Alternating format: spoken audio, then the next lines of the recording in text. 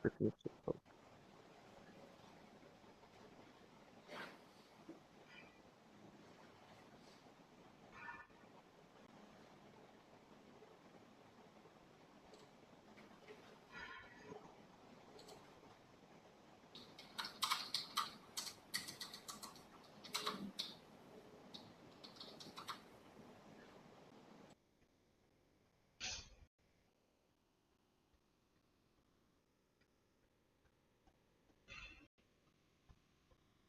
Is the recording started?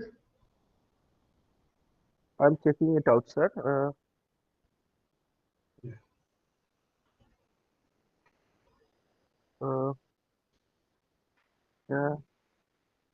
Anyone from MNIT Jaipur? Yes, sir. The recording has already started. You can. Okay. Okay. Okay. Okay. Okay. Okay. Thank you. Thank you. Yes, sir. So we can start now then. Yeah. Yeah. Okay. Thank you. Okay.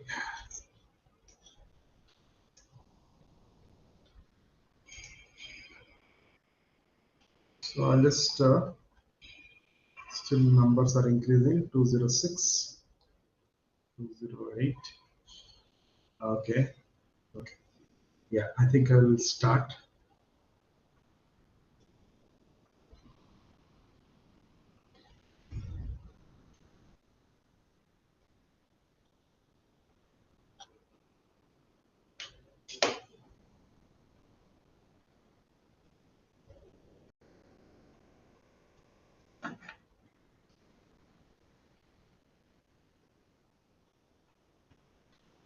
Okay. So I hope you can see me and you can hear me. A very good afternoon to all the participants and organizers. So this is the third day of quantum sensing, which we started a couple of days back. Yes. So yeah, good afternoon to all. Okay, we'll start. Okay, let me go to my yesterday's lecture, right? So this is yesterday's lecture. Okay. So, right.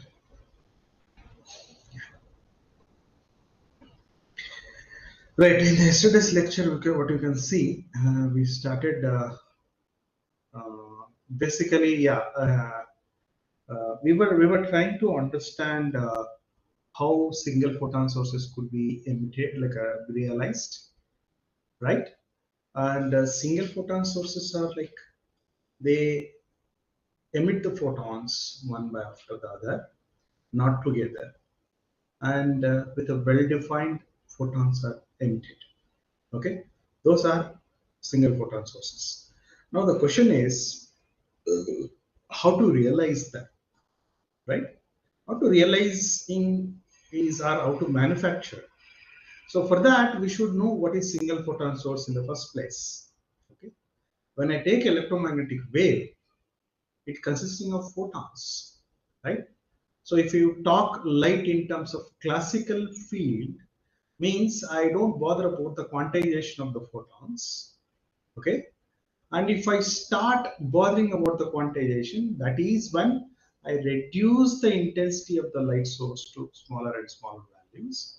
That point, I just start realizing or start concentrating on how many number of photons are there in that light source.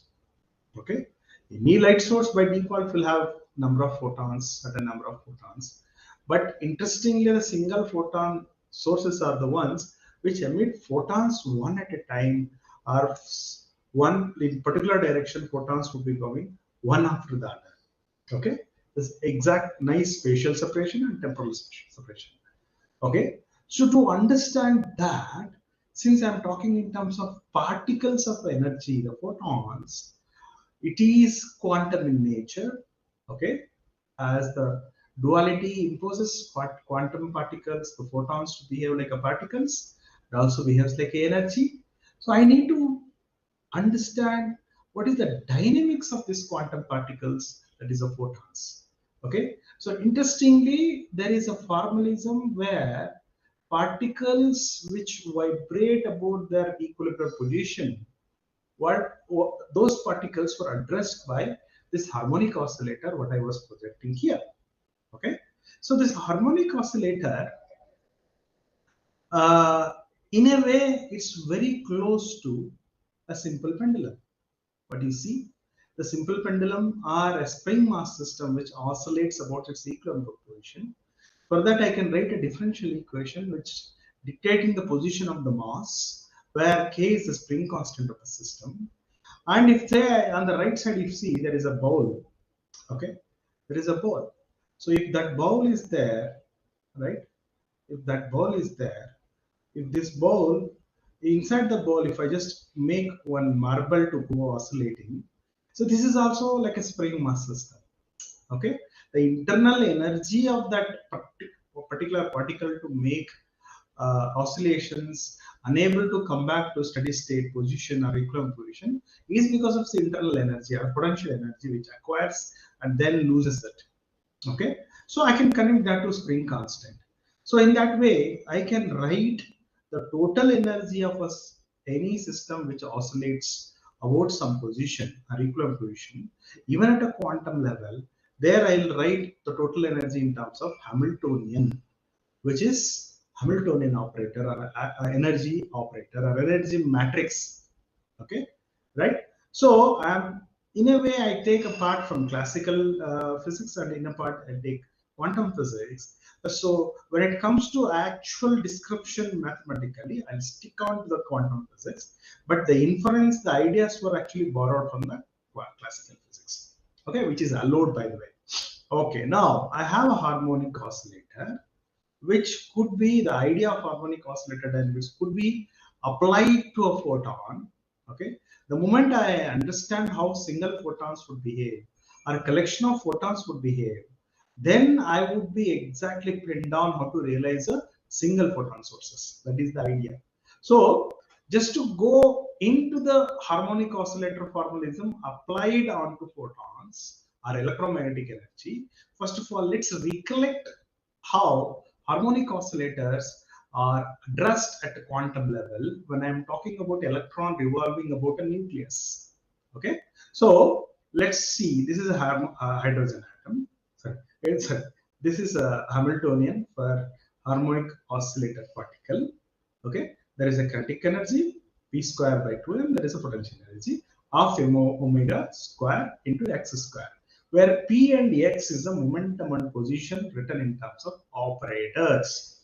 Okay, now the moment I know Hamiltonian, I can write eigenvalue equation h psi is equal to e psi. Okay, I'm sorry. Now explicitly, if I write down what is the p square by 2m using its operator form, that is p goes to ix minus ih cross by 2x. If I write, okay, then the Schrodinger equation becomes a second order differential equation, which is very difficult to solve. It is solvable using some special functions we can solve, but it is not that straightforward.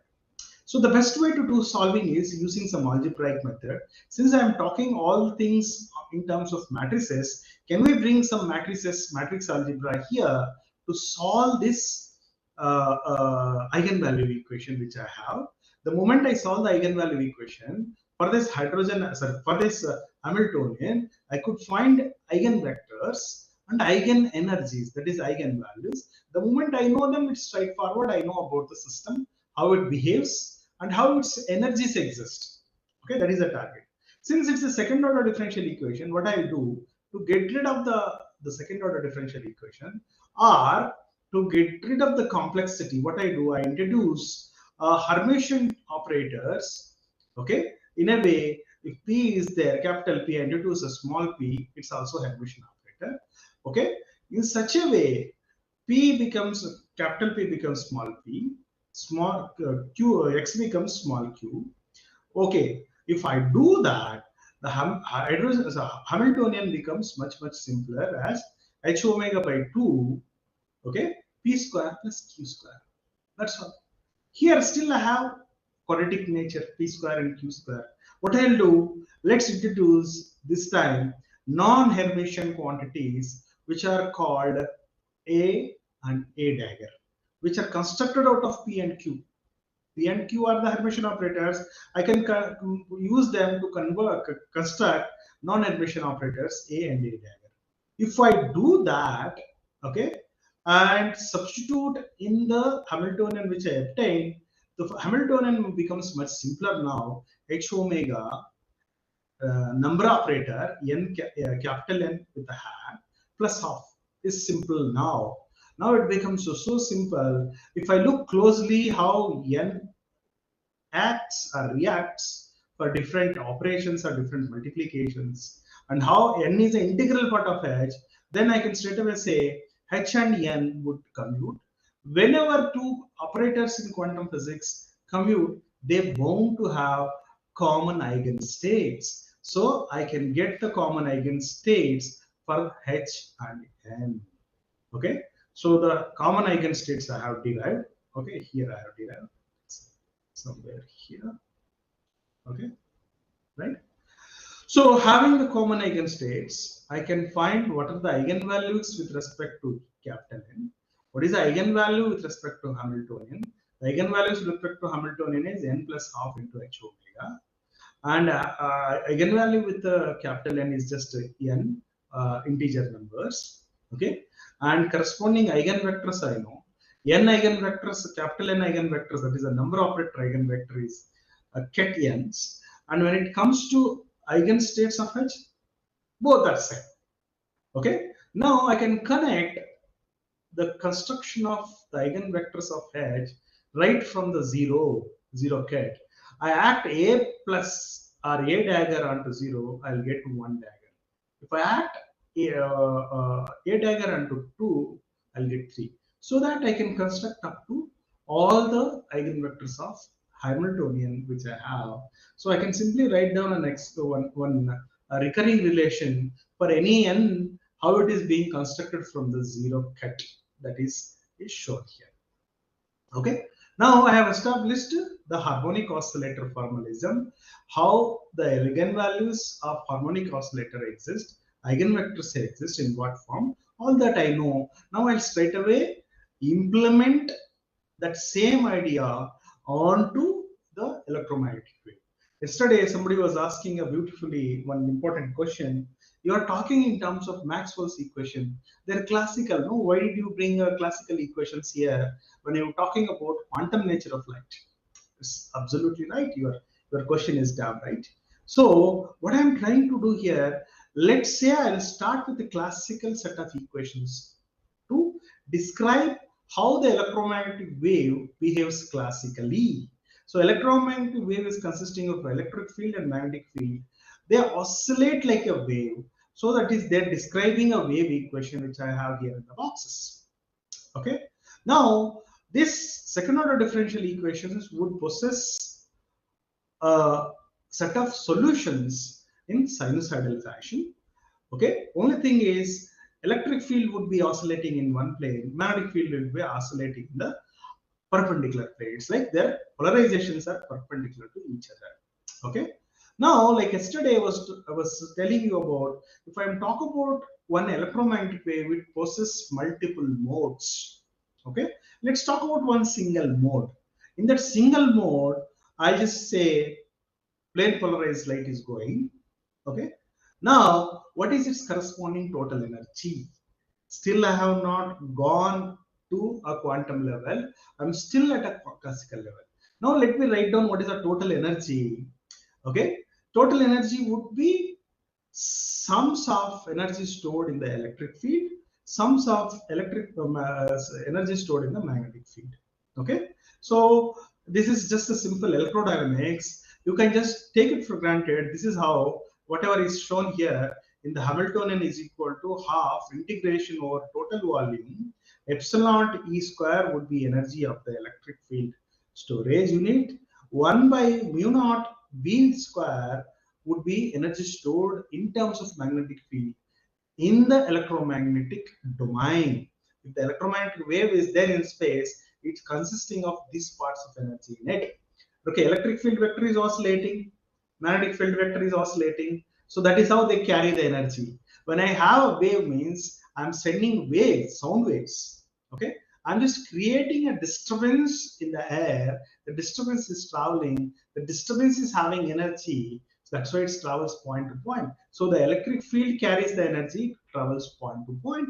So the overall energy I have written now. This time I'll put a hat and convert energy and convert electric field and magnetic field into the quantumness. How did I do now is, let me bring in the operators, the P operator, Q operator. P small operator is Q smaller operator, which I used back then in the harmonic oscillator case. I'll bring them and put them in the expression of electric field and magnetic field. It is possible because electric field would depend on the position, magnetic field would depend on the momentum. So I can somehow put in there are some factors you can cross check later. We are not getting into the details how it is being described, but the idea of you can convert an electric field in terms of operator Q and operator P.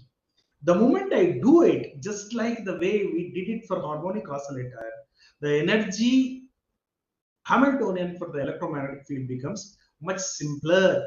For a single mode, it becomes h omega by 2 into p square plus q square. Okay, the moment you have it, it's straightforward. What you do? See, since like in the previous case, whenever it's a quadratic terms are there, I don't want to deal with the quadratic terms. What I'll do? I convert them into non-Hermitian operators. A dagger.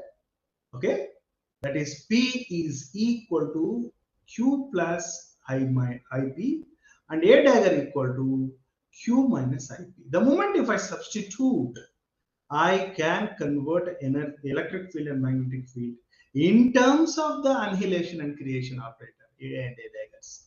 With that, I get the Hamiltonian of the electromagnetic wave, which is now purely described in terms of quantumness, quantum particles. Where here, if I'm saying quantum particles, I'm talking in terms of particles of photons. There, in the harmonic oscillator in the previous case, I'm talking in terms of electrons or protons or neutrons, any material particle there I'm talking, which are vibrating about some stability or equilibrium position. Okay, now having the Hamiltonian described in terms of creation and annihilation operator. Okay, now for the same Hamiltonian, I know what are the eigenstates, what are the eigenvectors, I know, right? So now what I'll do, I take the eigenvalues and eigenvectors of a single mode Hamiltonian, okay, and generate what would be the eigenvalues and eigenvectors of all the modes existing in this electromagnetic field. Okay, so that is why I'm just creating a summation over lambda, where lambda stands for the modes, number of modes could exist in a given electromagnetic wave. Okay, right? So the total Hamiltonian would be a sum of all the mode Hamiltonians. Similarly, electric field and magnetic field would look like that, sum of all the modes, right? And similarly, even the eigenstates and eigenvectors of this new Hamiltonian of the entire electromagnetic wave would have the energies ENs with the corresponding lambda and energy vectors, sorry, eigenstate vectors like n lambdas. N lambda stands for the ket n for a particular mode lambda. Okay, one interesting fact what you see here is I can find the like average number of photons in a given mode. How do I do? I take all the modes. Okay, so probably I'll just use a little bit of my notes. Okay, so for me, electromagnetic waves means what? I have multiple modes. Okay, so modes means like that, another mode like that, and few modes. Okay, let's say lambda equal to 1, lambda equal to 2, lambda equal to 3, and so on. Okay, now corresponding to this, I can find there is a way a possible quantum states. N runs from 0 to so on, and corresponding to this N2, corresponding to this N3. So what I mean here is 0, 1, 1, 1, subscript 1, please read that, 2, 1, and so on. And here 0, 2, 1, 2, 2, 2, like that, so on. Here also 0, 3, 1, 3, and so on. So corresponding to each mode, I have eigenvectors and corresponding eigenvalues, which are En with subscript 1s. And here En with subscript 2s. Here En with subscript 3. Okay? So that means I know what are the eigenvectors and eigenvalues correspond. So what I can do for each mode, how many number of photons it can carry. So that what I'll take the number operator corresponding to that mode and find its average number. Okay. So this is the expectation value. So I'll get some expectation value. Sorry. Expectation value for this particular mode would be some n1. For this particular mode would be n2. For this particular mode would be n3. So you just to find overall expectation value in all the modes would be some n. Okay. So interestingly, that expectation value n, okay, would not vary. If it doesn't vary throughout all the modes, then I would say the light sources all the modes are behaving alike. Okay. If not, the light sources the modes are different, behaving very much different. Okay, let's get back to the notes. Okay. Now, here you see average, fine. I got the average per particular mode. Now, that average would deviate from mode to mode. Okay. So then what I'll do, I'll just try to find the variance from the average, how other modes are behaving. So interestingly, if I find for the coherent light source, okay, right, or coherent light source or the whatever I am talking here, the variance is 0. Means about the what do you mean by variance? Variance means there is an average. About the average, how much is variating? This is actually called variance. Okay, this is a delta n whole square. Okay, so if the variance is 0 means I literally have one peak. Every guys are behaving like same. That is a variance 0. Okay, right? If the variance is large, what I'll have is I'll have something like a Gaussian distribution where about the mean there are so many guys are around. Okay, this is the variance square is much larger than the average value. Okay, so here there are so many guys around the average, many people are sitting around, just like the classroom performance. Okay, right. So now I just observed that. Now let's see the cases. It's called all the eigenvectors of Hamiltonian are called Fock states. Okay, right. So now the variance is 0 means what? Let's say I'll put in a particular mode particular mode. Let's say some number of photons I'll put in. So n number of photons I put in. Okay, so because of the variance is 0 here in this particular electromagnetic system with the Fock states. Okay, so all are behaving alike. There is no chance one photon would jump from particular mode to other mode. So always the number of photons are maintained intact. Okay, that means if I take a quantum electromagnetic wave mode where there is only one photon is confined in that, so there is no chance an extra photon comes and adds into that mode, or this photon would go somewhere else. That will not happen. It's like doors were shut firmly for the photon to exist within the mode. So if that kind of a mode is existing, I would use that to do the quantum computing so that nobody can fiddle with this photon because it shuts the door. It will not take the energy from outside. Another photon will not take that mode, or this photon would not go out of this mode. It's like a locked. Okay, right? So that is advantage if I use a Fock state with a variance 0. Okay, so if I realize a single photon source which emits the energy or photons in the form of Fock states, then I'm done having single photon sources. So like I showed you here in the bracket, sorry, in the rectangular box, a single photon sources with a Fock state emission are suitable for quantum communication. Why? Because let's say get back for the quantum teleportation, or let's say quantum key distribution, the main game there is Alice is there, Bob is there. Okay, they create a quantum channel, right? Okay, and Alice creates some quantum state. Okay, so taking her information, let's say there is a sequence of A's numbers, there is a sequence of B's. All those numbers she put back in quantum state, prepares one overall quantum state, and that quantum state she will send to Bob along this quantum channel. Bob will take that and he will read that and he will prepare his new quantum state. Here, the way Alice encoded, Bob doesn't know that, but Bob will do analysis as per his wish.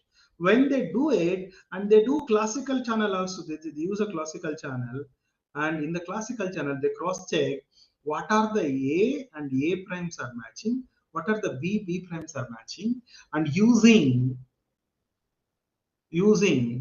something called information reconciliation and privacy amplification techniques, they'll get a bunch of numbers, a sequence of the string numbers, bit string of zeros and ones, which are only exist between Bob and Alice, which could be used for a key, secure key.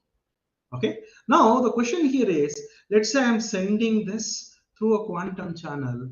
Let's say some EU guy is there. If he steals a part of it, okay, then he can make out the information. But the thing is, if you do it in the form of something called non-orthogonal basis states, it is impossible to, without revealing his presence, it is impossible for him to find what it is consisting of. And if I'm talking in terms of photon numbers, few numbers, or if you can talk in terms of single photons to create the information, the photons were created one after the other. If you use them, okay, so those are so secured, so rigid, they will not lose the information as they go through it, and they may not decay also. They are very firm and rigid because they created out of Fock states. Okay, fine, let's get back there. Fine, so that is the idea. That is why the Fock state based single photons are suitable for quantum communication. Now we have established the theory part. What is the electromagnetic wave? What it's consisting of? How the single photons are going to be very, very critical for communication, quantum communication, that we saw. Now the next thing is, let's try to understand or try to put that into the prospect. That is something called photon statistics. I'll just keep counting number of photons in a given mode. It's like a statistics. Okay, or you can just correlate. Let's say, let's get back to the nodes. Let's say there is a source, photon source is there. It sends the photon. Okay, now I'll just sit here, right, at some position. I'll just sit and I'll just observe how many photons are coming at a t equal to 0. Okay, and I'll note down and number of photons, and at t equal to, let's say, 10 seconds, I'll note down number of photons. Okay, and if it is some classical source, there is absolutely no correlation between number of photons coming between some time intervals. Or you can also say this is a temporal check. Okay, temporally I'm just checking. If I just see in the space, let's say the source is coming from, light is coming from here, I'll check how many photons are here, how many photons are here. The light is traveling anyway. And spatially, if I just check, there will be no absolute correlation between light along the spatial positions. Okay, there is no correlation between one position to other position. What it means, what it is conveying here is the light source is, if it is generated from, let's say, a classical means, okay, so I can't give any guarantee that it is going to be some correlated light. Okay, so that is fine. Now we know what is the photon statistics, how it is going to be used to describe uh, how it is going to describe a suitability of given light source for realizing single photon source or not. Okay, right now, based on this photon statistics and correlation parameter, like a correlation I'm just talking about, that is actually defined as a g of 2 with some time separation. What it means is, at some time t, I'll find out how many photons are there, and I'll find its average number. Okay, or I'll just find how many photons are there after small time t. Okay, I'll find that overall average divided by, at initial point whatever I took intensity, you just square it and find its average. And if you just see this factor, this fraction, if it comes out to be exactly equal to 1, that means at some time whatever number of photons are coming, after some time also same number of photons are coming. Okay, that means light is source is very stable light source. If there is irregularity is there, definitely this number would not be equal to 1. Okay, so interestingly, if I just see for a classical light, regular light, whatever we have a lamp, for that definitely this is going to be not equal to 0, sorry, not equal to 1. You can just, based on the correlation factor, you can say it's a classical light. For a Fock state, definitely it is equal to 1. Okay, even for coherent state also it is equal to 1. It's interesting, very close to 1. Right, fine, we will just get to see that. Okay, let me get back to the notes. Okay, and remember the coherent states which I said are the eigenstates of, coherent states are alphas. They are the eigenstates of annihilation operator. Okay, right, so that you should remember. Fine, now let's put that. Coherent light means, let's say take a laser source. Okay, so laser source kind of a light. Now coherent source happen to be eigenvectors of alpha, sorry, eigenvector of annihilation operator. Now let's say there's some eigenvalue correspond to given coherent state. Let me write the eigenvalue equation what I have here. Okay, right, eigenvalue equation I wrote. Fine. The next, there is a one interesting property for the coherent state. So they are not falling from the sky. They're actually constructed from some, are prepared from something else. That is, the coherent states are actually prepared. Okay, they're prepared from the Fock states.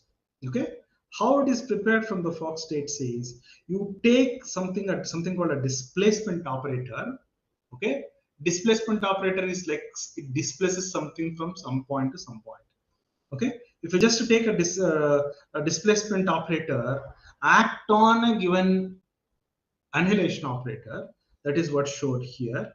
Okay, so I take a displacement operator, act on annihilation operator or creation operator. What it happens is, what creates is, it just displaces the effect of annihilation creation operator by some small margin, where margin is described by the eigenvalue corresponding to that particular annihilation operator. So here you see the effect of A is displaced by alpha, effect of A dagger is displaced by alpha star. That is the effect of displacement operator. Okay, that means that displacement operator I can take. Let's say if I add this displacement operator on the zero Fock state, I am going to have I'm going to have the coherent state that are eigenvalues of the annihilation operator. So how it is being constructed, you can just see here, it is described here. Okay, fine. Now, in general, I can write down what is the coherent states would look like in terms of some n Fock state. So where alpha coherent state, alpha kit would be having the dependence on its corresponding eigenvalue, alpha value. Okay, and it would be this n, it's like an exponential function, summation over n is there. Okay, so basically it is coming out of multiple action of displacement operator, sorry, action of displacement operator 0 is in a way equal to creating the n vector n kit out of 0 with the multiple actions of a dagger. Okay, so in that way displacement operator is connected to a dagger in multiple times. Okay, fine. So that is slightly confusing for you. Anyway, you can just see this equation. This is how coherent states are constructed. Okay, on paper, remember it is on paper. For example, in the case of lab, people would work with coherent sources. Okay, right. Now let's see for a coherent state. Okay, let's say I have prepared a coherent state, and if I want to know how many photons are there in it, okay, right, what I do, I just act a number state on that coherent state. Okay, number state is there. What I mean is, let's say I have a coherent state alpha. Okay, I want to know how many numbers of photons are there in, simply act number operator. It gives me something. Okay, now there are so many coherent states with me. I want to find what is the average number of photons in them. So what I'll do, I'll act n operator on all of them and just find this expectation value. Okay, so that is the expectation value I'm just trying to find here. Okay, so the average number of photons is small n bar would be, carefully if you work on it, what you get is just a simply alpha square. Okay, and also there is one more interesting fact here, right? Not only the average number, expectation value. So this is expectation value would be some, okay, some average value for any given mode or any given Fock state, sorry, coherent state coming from a light source. Okay, so how their number of photons are varying from the average value would be some deviation from the average value. Okay, if you're trying to find the deviation squares expectation value, which is by the way variance. Okay, variance would tell me how the number of photons in a given mode around the average value I would know. Okay, I just draw here. This is a variance. Okay, so variance we have seen earlier, for a coherent state it is 0. Sorry, for a Fock state it is 0, right? For a coherent state, if you see, definitely it is much less than the average. Okay, so that is what I have here. So the variance is alpha square. Okay, right? And the average also alpha square. Either it is equal or much less. If it is much less, that I can simply say a Fock state. If it is equal, I would say it's a coherent state. Okay, right? So that is what we did it yesterday. Now let's get on to today, the continuation. Okay, so yeah, so this is the today's lecture. Let me use that expression. By the way, what I was doing here, I was trying to find the overall probability. First, I'll get the probability amplitude. What is this factor? Okay, let me show you what is that factor. Suppose I have a quantum state is having, let's say, some So let's say some A0 plus B1. Okay. Now, what is the chances of finding 0 means what you do, just take the inner product 0 with alpha. That is what you do. So you'll get A. That is the amplitude. If I want to know probability, I'll just square it. So that is what I was trying to do. I am trying to find the total probability. Total probability would be equal to 0 alpha, 0 alpha square. Okay. So that is what I was doing. So interestingly, for a coherent state, it comes out to be of this factor. Okay. Now let's use the today's lecture.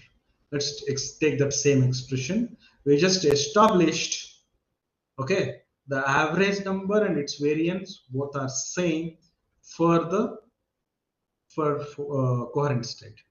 Okay, right? So if there is any deviations from this equality, you can just use that idea of deviation to just describe whether the light source is happening to be a coherent light source or anything away from the coherent light source. So what is the basic light source which we have? Classical light source. The bunch of photons just come in group and go out. Okay, so those things. Now there are two kinds of coherent light sources, two kinds of light sources I can define based on this photon statistics, which connects whether the average photon number and the variance are equal or not. If they're equal, I will simply say they are coherent light source. If not, there should be something else. Okay. For example, in the case of classical light, if you take, like we discussed earlier, in the classical light source, okay, right, the distribution is like Gaussian. For a given average number, in the classical light source, the light is coming, so there will be many modes will be there in it. Each mode would correspond to certain photon numbers. So the average photon number will be sitting like this. There are so many modes sitting around the average. Okay, so the variance is very, very large compared to the photon number, the average photon number. So there is so much of disturbance. I can never say classical light could emit single photons. Classical light never emit single photons. It always emits multiple photons. Okay, so here we simply say classical light source case, the average photon number are capital N. You can use either way. Capital N would be always less than the variance whole square. Okay, so this is the case of classical light. That means the one division I have drawn. In the case of Fock states, which we saw, the eigenvalues of harmonic oscillators of the of particular modes electromagnetic wave. For that, what we saw, the photon number is much larger than the variance. Okay, what it means is, okay, so the average would be like this. Okay, so there is a less variation.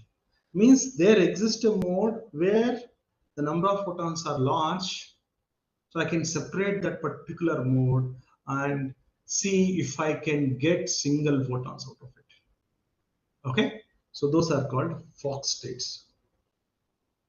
So I can put the light source into two divisions: classical light, okay, and in middle I'll get coherent light. At the other extreme I have Fock state. Fock state light emission. Okay, so basically what I'm trying to do, from the coherent source, probably I'll pick a part of a few modes and I'll create a Fock states out of it. Right? It's all about experimental realization. So theory we just gathered right now. Okay, next, let's see some. I have prepared. Okay, I prepared a nice like. Okay, I have it here. Just a minute. Right, this is a plot. What you can see. Right. So let me go for a little bit enlarged. Yeah, fine. So the Poisson distribution, that's probability distribution for each kind of light source, I have it here for you. Okay. The red curve, what you see is that is the where the average photon number and variance are equal. Okay, what it means, the systems are behaving like Poissonian, right? That means I could say there is a chance I can separate the modes. There is a chance I can realize single photons, but not as good as the sub-Poissonian, where the number of photons, the average number, is much, much larger than its variance, right? So the coherent light source would be the red color one. The sub-Poissonian would be the proper single photon emitters, and the green one, super Poissonian, what you see here, means lots and lots of disturbances are there, noises are there. That means there are all the modes would contribute various number of photon average number. So there is no way I can stream out particular mode and confine myself to getting a single photon sources. Okay, so let me go to the next slide. Okay, so this slide would tell you, okay, right? This slide would tell you what I'm talking about. Here you see the first one is a thermal source, like any regular lamp. There you see the photons were emitted bunch in bunch. So spatially I can't separate them because they're coming together. And temporally also I cannot separate them. Let's say I use some beam splitter, 50-50 beam EBS, what you see here. Okay, if I use that, then only also I can't separate, because the ones which are reflecting, I thought, let's say some of one photon would be there deviating in particular direction. No, it is not. So at a time many photons would deviate. So there is no way I can have a single photon source with a thermal light source, incoherent light source. Now come back to the coherent light source. Okay, so in the coherent light source, you see there is a nice spatial correlation and temporal correlation. That is what the coherent light source for us, right? Laser sources are known to be coherent. There is always nice connection between the light coming now and later, or light coming and spatially located at two different points would have nice correlation. That is called nice phase difference or path difference would be there. Fixed phase difference and path difference. That is what the definition of coherent light source. So here what I can do, I can use a beam splitter and get the single photons. You see here, even though there are a bunch of photons coming, I can put a reflector in such a way one goes to the up, one goes to the right. Or when one photon itself is coming, because of a spatial correlation, I can put the one which is coming as a single separated out from the stream. In that way, I can realize single photons out of coherent lights. Okay. The last one is a single photon source, right? The one with the, okay, here itself I have a figure. Okay, the one with sub-Poisson behavior means the average number is much larger than the variance. Okay, so you know what are the light source, those things would be. So I use those light source to realize a single photon source. Here doesn't matter whether I need a beam splitter or not, I can always have single photon sources that happen to the Fock states. If I prepare light source in terms of Fock states, I can have that. Basically what I mean, I take a coherent light source. From the coherent light source, I separate out few modes. I only concentrate on a particular mode, and I can have single photons from there. Okay, friend, that is the theory part. Now, how there are, apart from photon Poisson statistics or Poisson distribution, there are few more things which using which I can classify, or I can qualify. I can just tell whether the given light source are suitable for single photon sources or not. One such thing is, we just saw the correlation. We saw the photon statistics in terms of Poissonian, and whether there is a photons are bunching or not bunching, that is also one factor. Like here you see the photons are bunching in the case of coherent source, and also there is a possibility to anti-bunching, separating out. If that is possible with the coherent light source, fine, that could be used to do to generate single photons out of it. How I am doing? Probably I would use a beam splitter to unbunch. Just a simple technique here. Okay, if the bunching and unbunching is possible. Okay, and there is another mathematical parameters which could be constructed out of, again, in terms of, okay, in terms of the average number and the variance. Okay, that is called Q equal to variance divided by average number or photon number minus 1. So if that Mandel parameter is 0, means what? Okay, 0 means sorry, if it is a negative, that would be a very good photon source. If it is positive, classical light, it would correspond. If it is close to 0, means it is a coherent light source, means there is a variance around, and variance is very close to the average number. So there is a chance I can use some techniques to unbunch and get the single photons out of it. So the equal to 0 would correspond to a photon coherent light source. Okay, so that is a Mandel parameter for you. There is something called a Wigner function, which is connected to the wave functions of the light.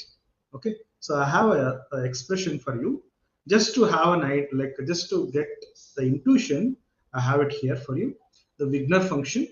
Okay, so don't alarm by looking at the very complicated eigen function here. It's basically it's integrating from end to end. Okay, so now just to get the idea what is a Wigner function would tell me about it. If the sign of the Wigner function is positive, you can simply classify that as a thermal light source or a classical light source. If it is positive with other factors giving some information, let's say Q is equal to 0, then you can say it's a coherent light source. If it is negative, you can straight away say it is a single photon source consisting of Fock states. Okay, fine. Okay, so that is about the criteria where using which I can also classify apart from Poissonian statistics. Okay, now let me go a little bit further. Okay, so generation process. Now I know what is the light I want to generate. Okay, I've established that idea. Next thing I want to do is, how do I generate? That's the important question. The theory you can develop, you can understand, but what goes into the experiments, that is very, very important.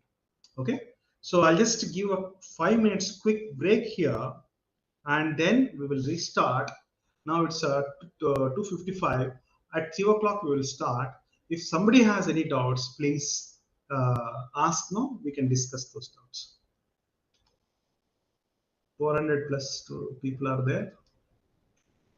Okay, so yeah, there is a question here. I can see, how do we experimentally create a Fock state? Yeah, we'll see that. We'll definitely see that. Basically, Fock state means what? It consisting of single photons. Okay, Fock state means what? There is a stream of light coming out. Okay, corresponding to Fock state. So there is one photon here. There is another photon there. There is another photon there. There is another photon there. Okay, when I draw two lines to represent the stream, it doesn't mean there is an intensity exist in between.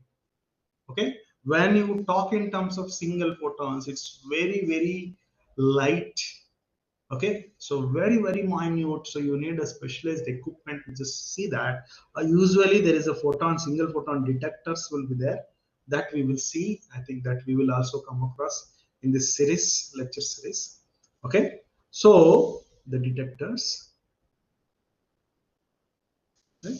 So basically, I want to have a light being generated where the photons are spatially separated, also temporally separated.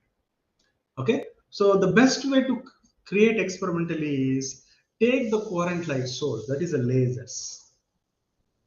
Okay, take the laser source. They are known for having the coherence, known for having a systematic bunch of photons coming. What is that systematic? If I just take the light source, a coherent light source, there are two photons coming at this position in time. There is one photon at this position. There is two photon, one photon, two photon, one photon. I can rely on it, this guy, because this guy has its own system. He always follows a trend. So what I can do, I'll just put my detector and connect the detector some kind of a shutter where whenever there is a one photon is there, that time it should open up and observe that. Whenever two photons are coming, it should not do it. So that way I can detect single photons. Right? I can put a beam splitter in such a way only single photons with some polarization would be reflected. The other ones would just travel. This is how I can just extract single photons out of a coherent light source. The figure which I was showing you here, the mid one. Okay, right? So just a minute. Undo. Okay, by the way, I have given you what is the citation we were using for this particular lecture series. The paper already I shared. It is available on the network. So this is the paper. What is there on the right? Okay, it's a single and entangled pair generation using atomic vapors for quantum communication applications. This is the paper I was using. Okay, so let me see one more doubt. Unable to hear the voice. I'm sorry if that is the case with everyone. I'm using some a mic. Voice is okay. Thank you. Okay, there's a question here. Yes. For a single photon light source, what is the behavior with respect to intensity of the light? If we use high intensity, what does it mean for Fock state generation? Okay, for quantum sensing, do we use high intensity light or low intensity light? Very good question. Okay, Rajesh, thank you for the question. Let me use my board. Okay, right. I'll try to answer part by part. For a single photon light source, what is the behavior with respect to intensity? Okay. So by the way, when I talk in terms of intensity means what? Light intensity. Okay. Right. So probably you will be like came across something called photoelectric effect. Okay. Heard at least. Okay. Let me try to connect. What it means is I'll take a metal is there, okay, conductor. I shine a light onto it, okay, and what I expect is if it is active enough, it should strike some electrons out. It's like knocking electrons out. So back then, in before the birth of quantum physics, people were doing these experiments in late 1800. Okay, so they thought increase the intensity and try to knock the electron out, many electrons out. But interestingly, even if you increase the intensity, that is not knocking the electrons out, because the metals which I have here, the atoms, the ground state is somewhere, excited state is somewhere, and all the way outermost orbit is somewhere. Nucleus is somewhere here. So let's say electron is here in the valency orbit. It has to go out of that. Okay. For that, I need to supply some energy, which is some h omega. Okay. So the angular frequency or h nu, this frequency of the light. Unless you match the energy separation of this, I can't knock this electron out of the atom. Doesn't matter how is the intensity. Intensity means what? I increase more photons. Okay. Let's say I have an electron here in the ground. If I want to raise the electron from here to here, I have to send in a photon having energy exactly equal to separation of the energy. Okay, then only this electron absorbs and goes here. Doesn't matter if I send photons having energy much less than this. If the applied energy of the photon is much less than the required transition, how many number of photons you send, this electron would never get excited. Okay, so the intensity means more photons. Intensity increase means you add more photons. Okay, right? So if you drop down the number of photons, probably the intensity would reduce. Okay, but what I need a photon would address to particular transition in a controlled manner. So that's why I need few photons or some single photons I need to address particular transition in a controlled manner. That is why I need a single photons in the first place. And those photons should be very rigid to the external environment, or should not be stolen by somebody, should not be analyzed by somebody to get what it is carrying. Some polarization, superposition it is traveling, it is carrying, that nobody else should be able to study by stealing it. Let's say somebody steals it, the stream which is from where it is being stolen, I should be able to quickly know it as per our quantum teleportation protocol or quantum cryptography protocol. Okay, so the first part of your question is whether the intensity is going to reduce when I reduce to single photon. Of course, yes. Okay, but I can have a very large energy carrying single photon could have a good intensity, right? Okay, that is possible. From the coherent light source, the photons which you are extracting, they have very good intensity. From, let's say, classical light which I have, if I separate a single photon out of it, definitely that intensity is very low. That is what we do with our cooling glasses. We just go outside and use some shades, some transparent glass with some black color, so that less amount of intensity comes in, means less photons comes in. Or there are polarized based glass shades we'll get these days. What they do, they only allow certain polarized light photons through the glass, so that the intensity is reduced. Even they can reduce the IR and UR radiations. Okay, so yeah, if we use high intensity, what does it mean for Fock states? High intensity Fock states means what? Let's say I have a mode of light, okay, which is represented by a particular Fock state. So that means this Fock state, let's say one quantum state, like a light source represented by this quantum state is traveling, means it consisting of a fixed number of photons that is not going to change along the way. It's like, let's say the 50 guys of photons are traveling. Let's say another guy comes, can I join into with your group? They say no, our doors are shut. It's like a box which is nicely shut, and whatever is there inside would stay inside, doesn't come out. Okay, that is what the Fock state for you. Okay, so if the high intensity, does it mean for a Fock state generation? It's not like that. The Fock state I'm using, I can use with a single photon, I can use with a few photons, but it remains to be same. Intensity wise, I can have a more intense Fock state possible. Low intensity Fock states also possible. Okay. For quantum sensing, do we have high intensity light or low intensity? Okay, so they use laser based sources.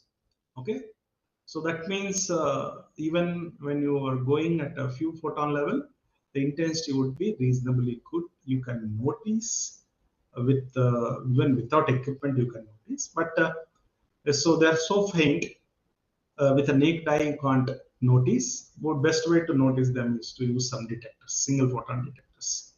Okay, so when I say photons, single photons are coming means probably they are not coming one after the other. So there is a bunch coming in, like say like figure. There is a bunch in the mid figure. There is a bunch coming in. There is a single photon coming in between the bunches. So I should be able to design my protocol to capture the single one and use it as per my requirement just by using some beam splitters or so. Okay, fine. Okay, what does it mean wavelength matters? Okay, wavelength is inversely proportional to the frequency.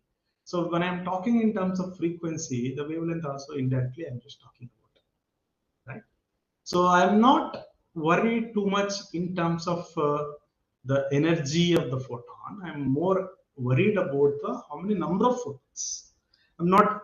That means I'm not worried about the wavelength of the photon. Only worry I would be doing is whether that photon is going to be useful for my atom transaction or some a quantum system, a qubit transformation or not. That's all I see. Okay. I don't see any more questions. Okay, Mohammed, I hope you can hear me now. Right. Okay, sir, is this okay? Okay, is it photon source? How all these equations, derivations related to quantum sensing and technology? Yeah, Tarun, a very good question. Yeah, fine. Okay, so let me try to answer from the overall broader prospect. Okay, so quantum sensing means what? I use a small quantum system which gets affected when I expose that to the surroundings where there is a signal which I want to detect. Okay.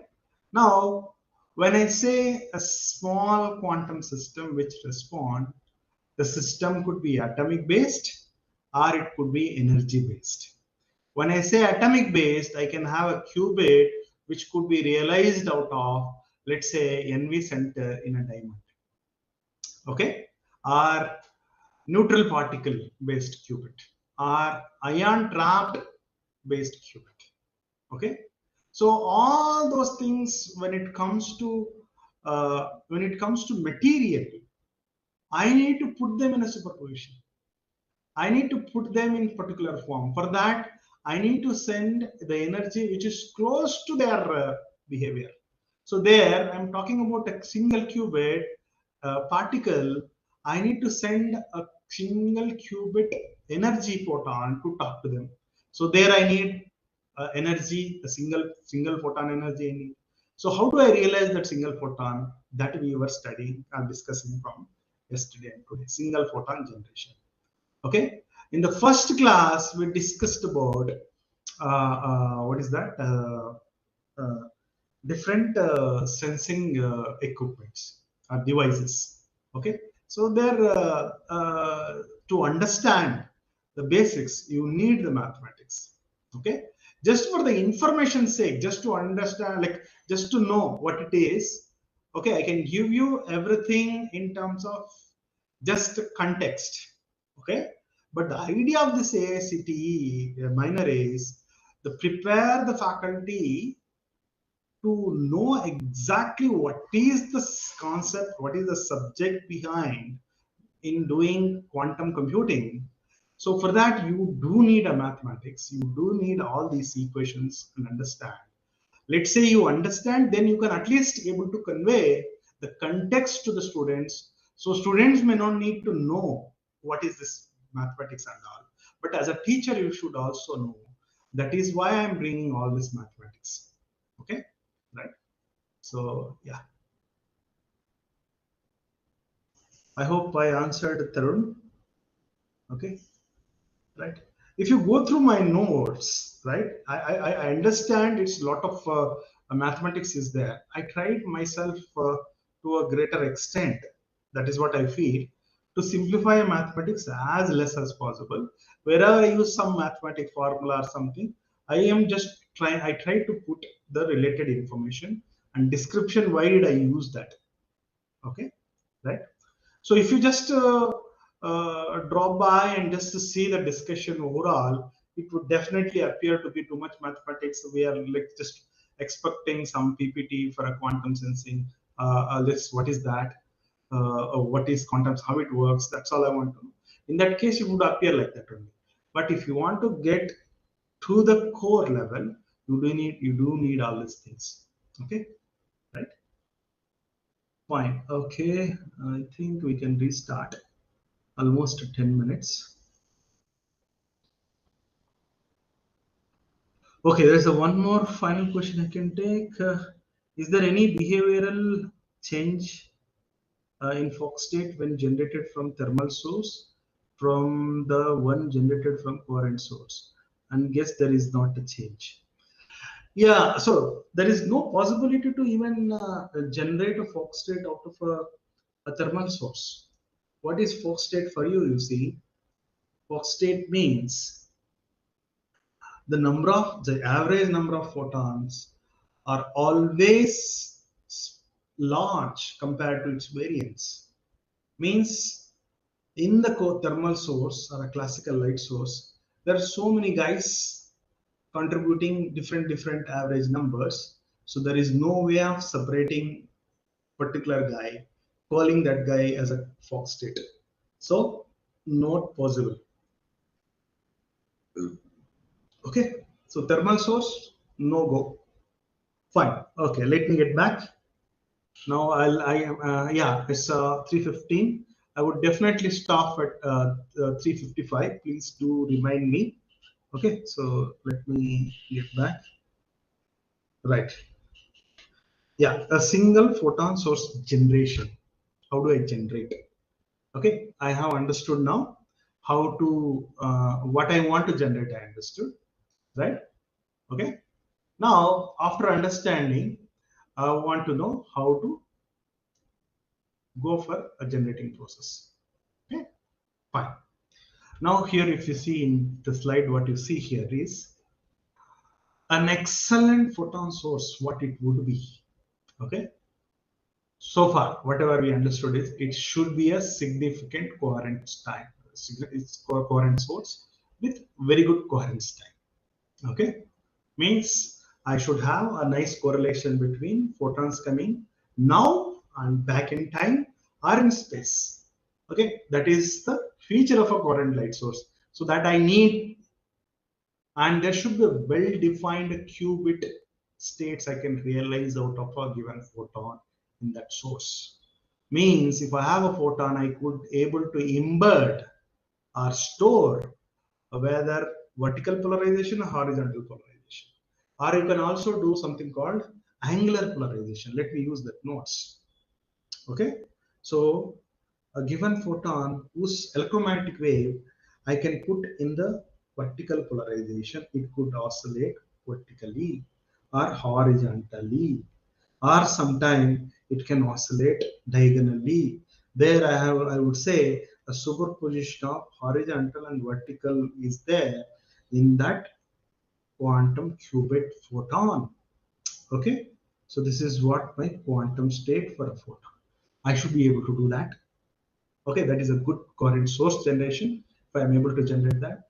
And a nice high repeatability means you should be able to, it's not like a source which generates now, shuts down. No, I should be able to get sequences of photons, single photons. Okay, and a good brightness, very good high brightness means good intensity it should have, good energy it should have. Means I can like the frequency should be very high. Okay, and one more thing, it's not like a light source which generates as per his wish. No, on demand. If I just switch on, it should set. On the click, it should be able to generate. So this is what I want to realize. Okay. For that, there are few techniques. What are the techniques is, okay, what are the techniques is, there is something called spontaneous, spontaneous Raman scattering. Okay, that is one technique. And another one is spontaneous. So another one is spontaneous parametric down conversion. So SPDC they call down conversion. There is something called four-wave mixing. Okay, more or less everything else captured in these three methods. Okay, so in the Raman scattering, let me say, leave this, just say Raman scattering. In the Raman scattering itself, I can realize three ways. Raman scattering, there are three ways. One is spontaneous Raman scattering, another one is stimulated Raman scattering, okay, RS. The other one is I can use some cavity to support and enhance the Raman scattering. It is called cavity mediated Raman scattering. CEM or sorry, Raman, or you can say instead of Raman scattering, you can say Raman transition. Okay, CMRT. Okay, so this I can use Raman scattering overall to generate single photons, or I can use spontaneous parametric down conversion, or I can use four-way mixing. Okay, so let's just get to what is the Raman scattering is. Okay, right? Probably you may heard about Rayleigh scattering. Okay, the reason for why we see sky blue. Okay, and all these things are the ocean is blue. Okay, what kind of a scattering takes place there? In a way, Raman actually motivated by looking at sky and the ocean, right? From there, he came up with his scatter. So, Raman scattering, I think I have a nice diagram so that you can straight away understand. Okay, so this is specific names, fancy names given to them. It's called Raman's anti-Stokes and Stokes. Okay, definitely I would be needing a three-level atomic system to realize the scattering.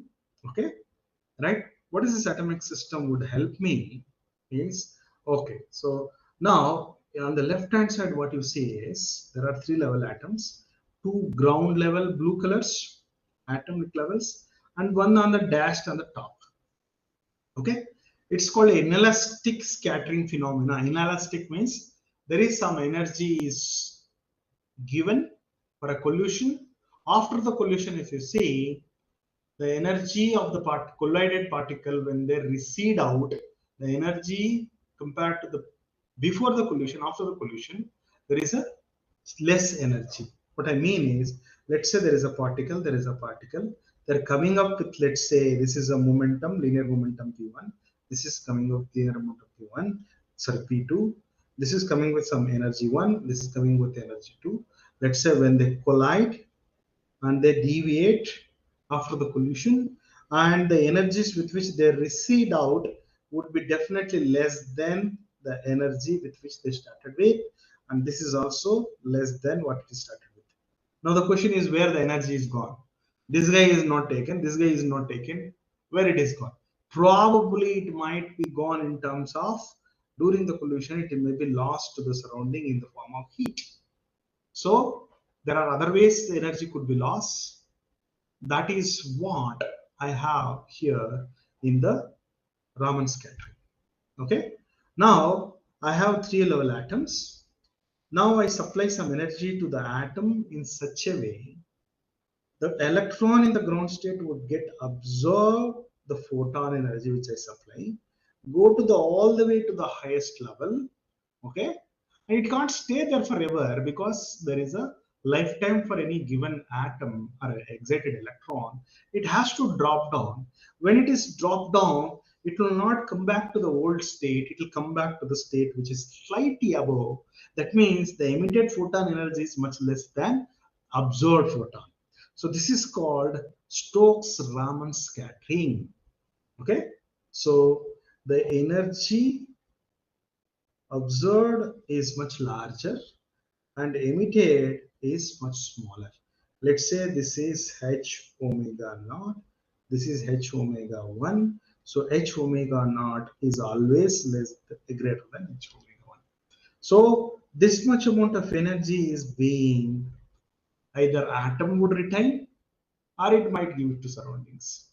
This is the nature of this particular kind of atoms. So I choose this particular kind of atoms and I ensure that if this process is taken, there is a way whatever photons which are coming here, I can separate them and take them as a single photons.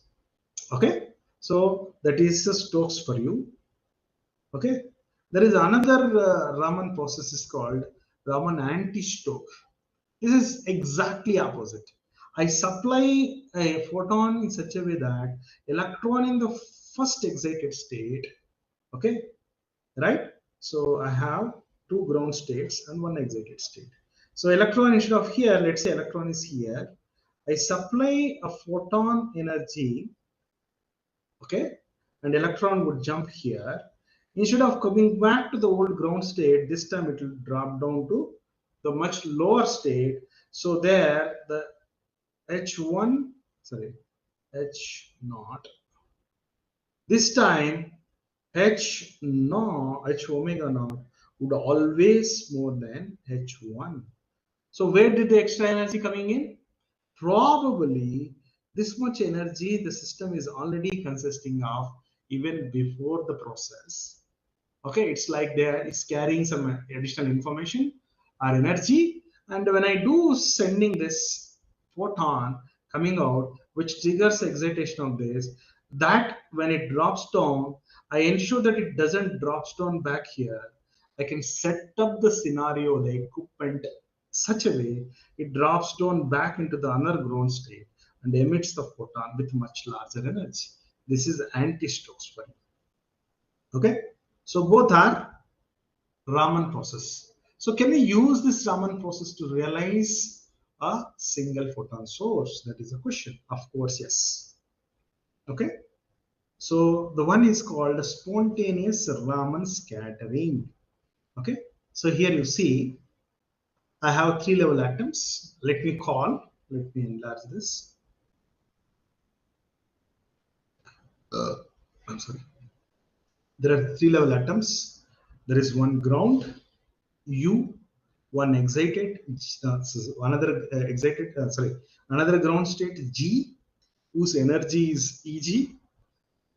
Energy of U is some EU, and there is one excited state, E. Now I'm talking in terms of the Stokes situation. Okay. Now I'll excite the electron in the state U to go all the way to E, excited state, while coming back with a de-excitation or a relaxation or emission process. I would not allow the system to drop back to U. I would allow the system to drop back to G, the state G. In that way, I can get the photon emitted in a singular fashion. Okay. Now, if I just take this three-level atomic system, which is actually called a lambda configuration, it looks like a capital lambda. Okay, I'm sorry, this missed something.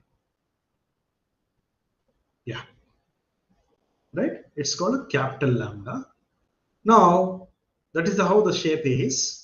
Now, what I will do here, there is an excitation field which I am adding to this particular atomic system.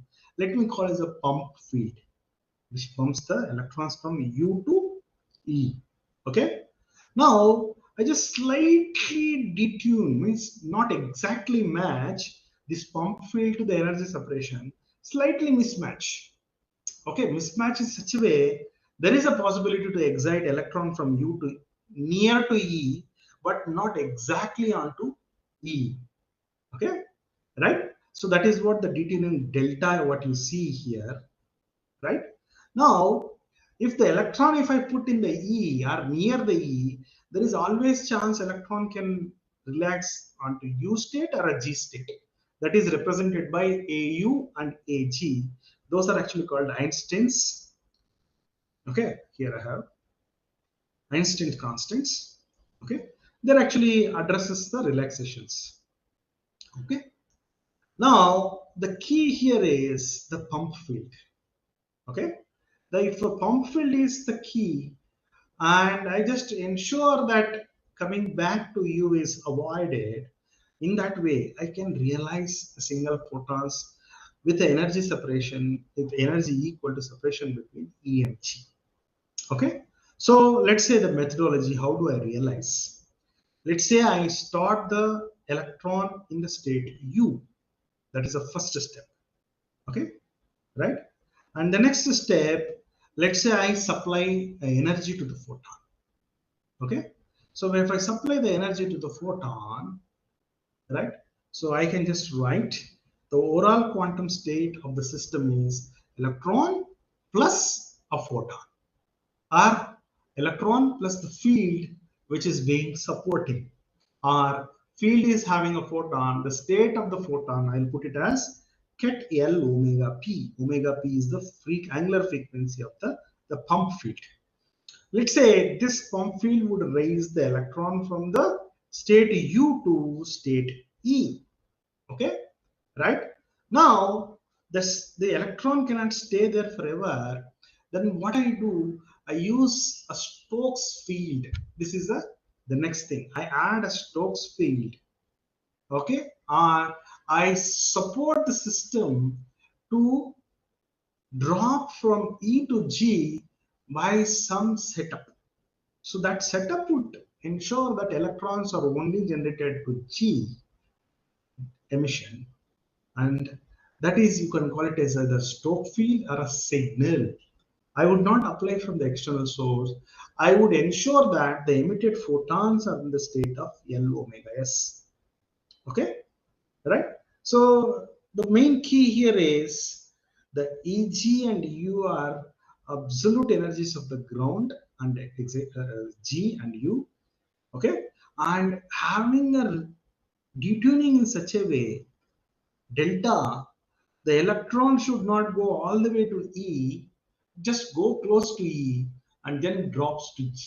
That is the main key here. Okay, right?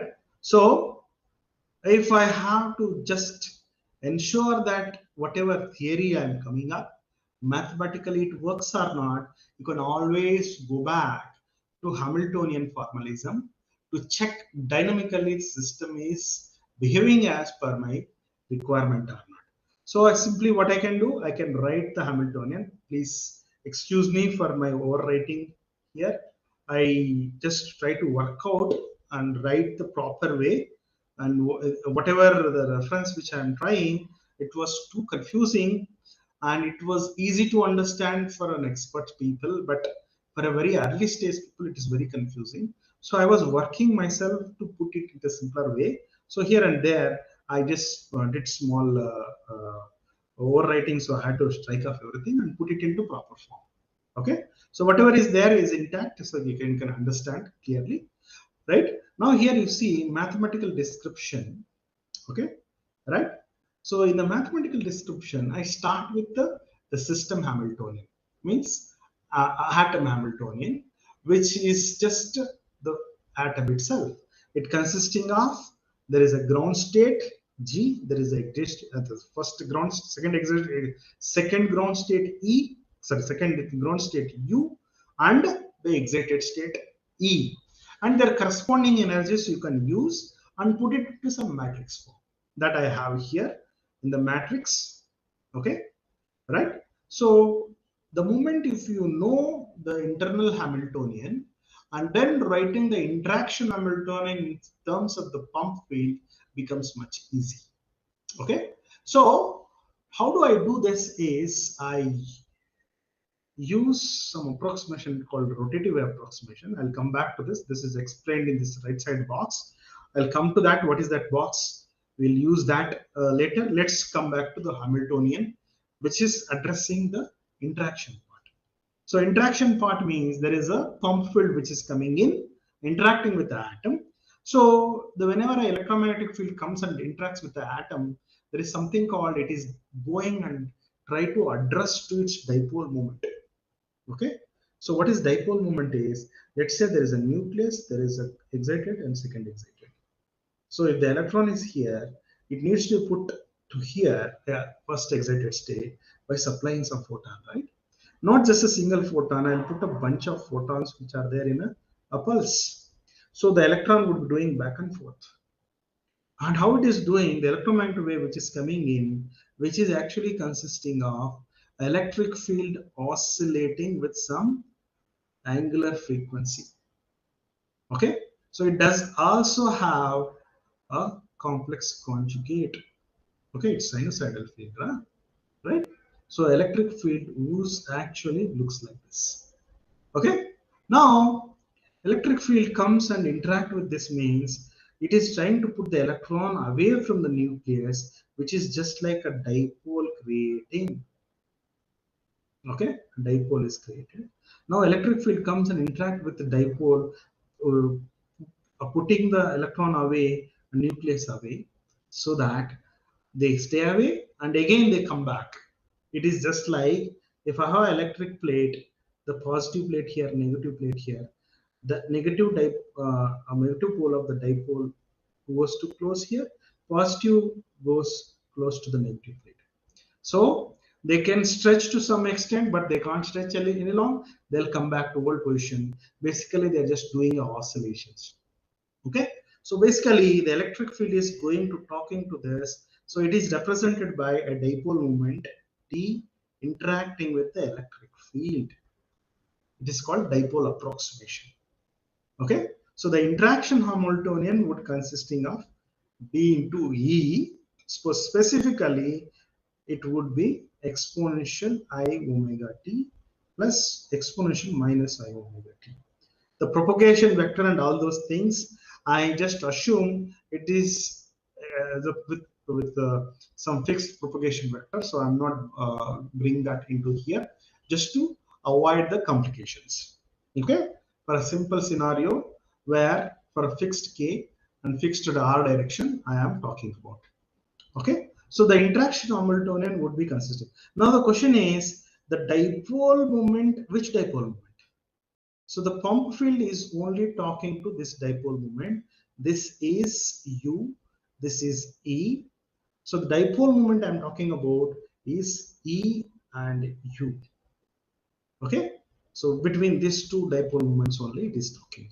Okay, so that means the Hamiltonian interaction would be having D into E naught with E exponential I omega t complex conjugate multiplied onto E and U.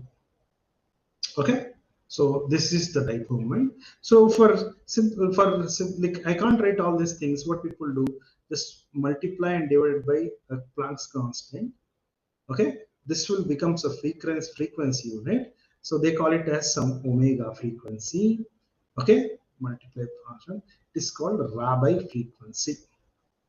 Okay, so I hope you recollect now what I mean. I was using Rabi frequency earlier. Rabi frequency means if I supply energy to the electron in the ground, it does the oscillations and it creates a superposition. The oscillations are called Rabi oscillations with some frequency. Okay, now you see what is the dipole approximated interaction Hamiltonian. Okay, fine. So come back. So interaction Hamiltonian is that, and probably I missed the factor of 2 here. Okay, I would not miss. Okay, I would not miss. So if you convert the exponentials into sine and so forth, that would be taken care. Okay, the Rabi frequency is d into e divided by h cut.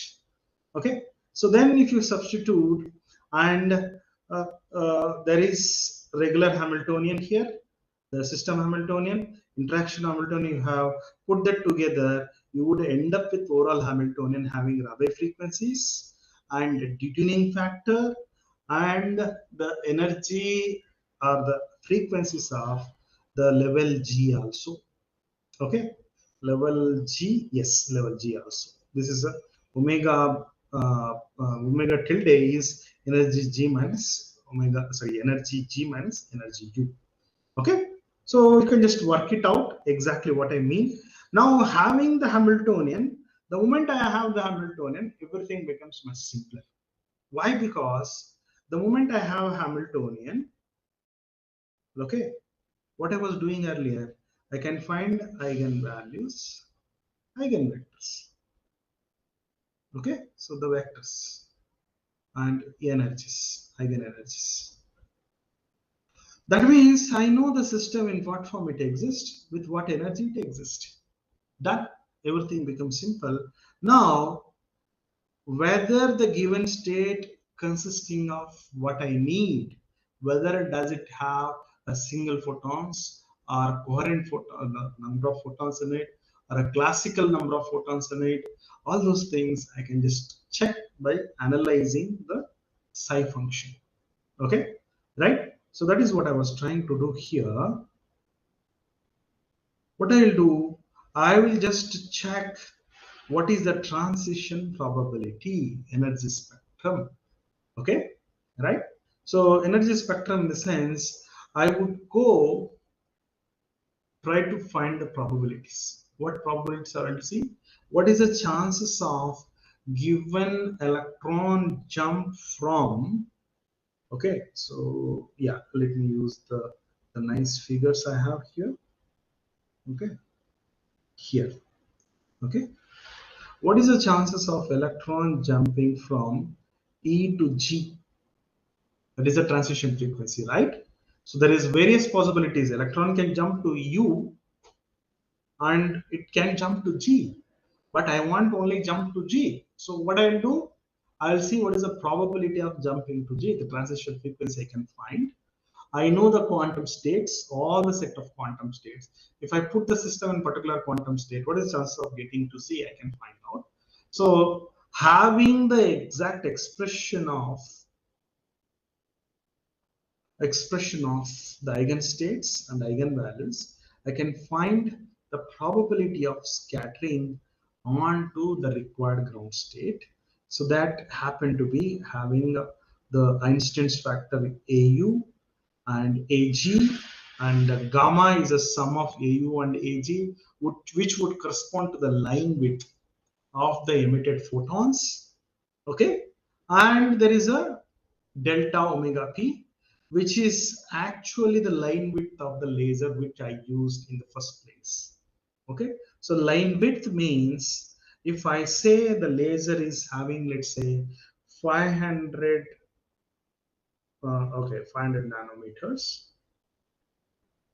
Okay, so the corresponding frequencies spectrum would be expecting is it will have a corresponding frequency, and not many other modes are there near to that.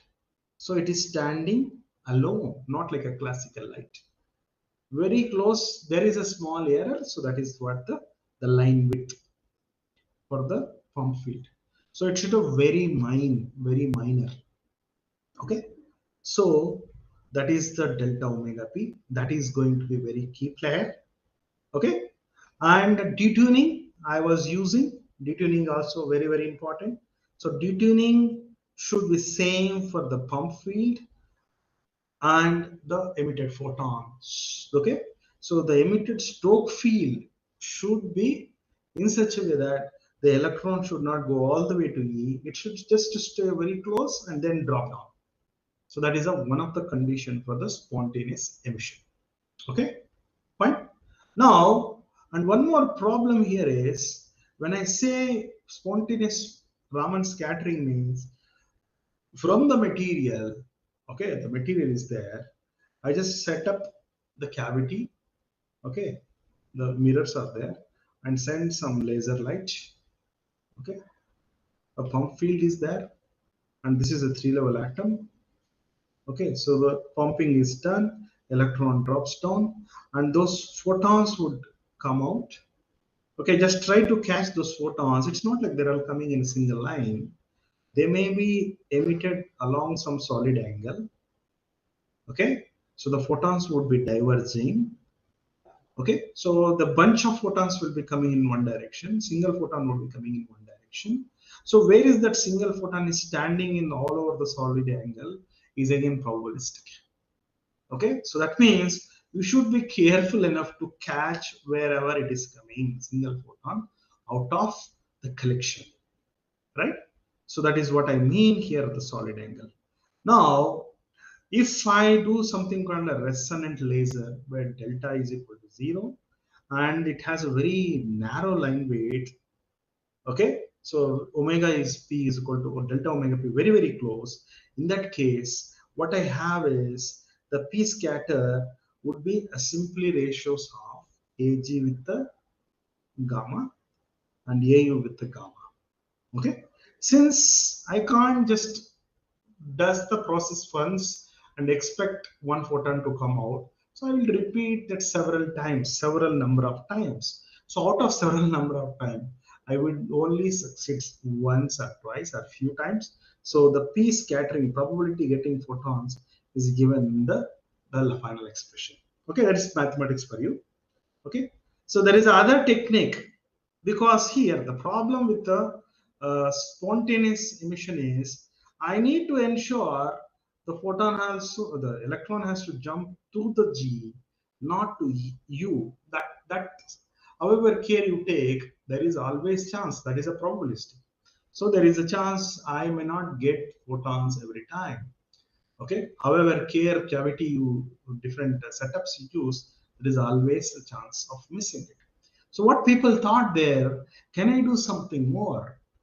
Instead of just leaving the energy separation E and G without being controlled or without being like mm, touched, okay, shall we use some kind of a Stokes field, if I add, it's also called something like a right pulse. Right, not a right, writing pulse. So what this does is, this would ensure if there is any photon or trying, electron is trying to go back to you, it will tell, no, no, that is not the way, you have to go this way. And it will thus ensure that it does back and forth, or it go back to you, not through E directly. Okay, it's called a stimulated adiabatic Raman, stimulated Raman adiabatic passage. So it is the process where the drop down of the electron back to you were avoided. Okay, how it is done, I have a setup here for you. Stimulated Raman scattering process. Okay, it is also called STIRAP, stimulated Raman adiabatic passage. So what it will be, the process here is, first you, instead of applying the pump pulse to the same lambda electron set, atom setup, first you apply the Stokes pulse. Okay, so when you apply the Stokes pulse, what happens, right? So there is a setup is generated between electron state E and electron state G. Okay, it's like path is set up. If there is any guy which is coming near to E, which that guy is pushed to G. Okay, it is like a nice stream is being established, nice some kind of a vacuum is established between E and G. Any guy which just goes to E would suck into G. So that is what done by the Stokes pulse. Okay, once that is done, now I will add pump pulse the second time. That is what you shown in the right side, just below the figure.